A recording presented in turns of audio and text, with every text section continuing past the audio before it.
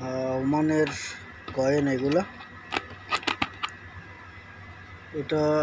এটা হলো মানে 10 পয়সা। এটা বর্তমানে তেমন নাই, তো বড় বড় শপিং মার্কেটে গেলে এগুলা কিন্তু এখনো দেখা যায়। বড় বড় শপিং মার্কেটে কিন্তু এখনো টাকাগুলা নেয়। এটা হলো 10 পয়সা।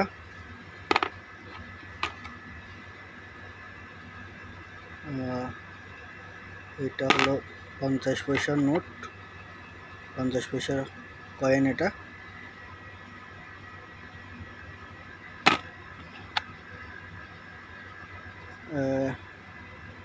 এটা কত পয়সা এখানে লেখা নেই, তবে অনেক পুরনো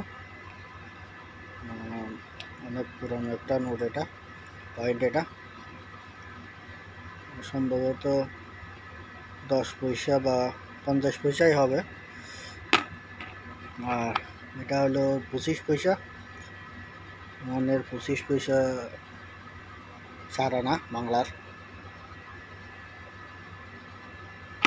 আর এটা হলো দেড়হাম, যেটা হলো দেড়হাম, দুবাই দেড়হাম, 50 পয়সার একটা দেড়হাম এটা। এটা ইউনাইটেড আরব আমিরাত, এটা আরব আমিরাতের। এটা 10 পয়সা,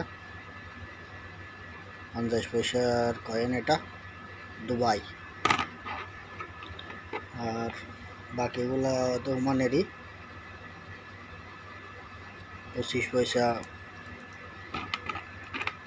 এগুলো আমি একটা একটা করে জমিয়ে রাখি, যাতে দেশে যাওয়ার সময় কাজে আসে।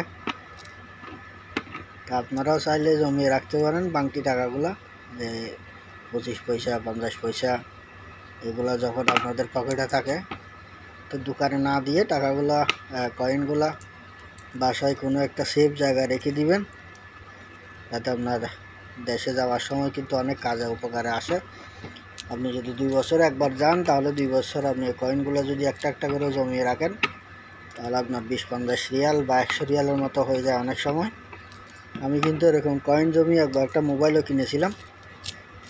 তো কয়েনগুলো জমিয়ে রাখার চেষ্টা করবেন, অপচয় না করে। বিপদের সময় কিন্তু কাজে আসবে এগুলো। তো ধন্যবাদ সবাইকে, সবাই ভালো থাকবেন।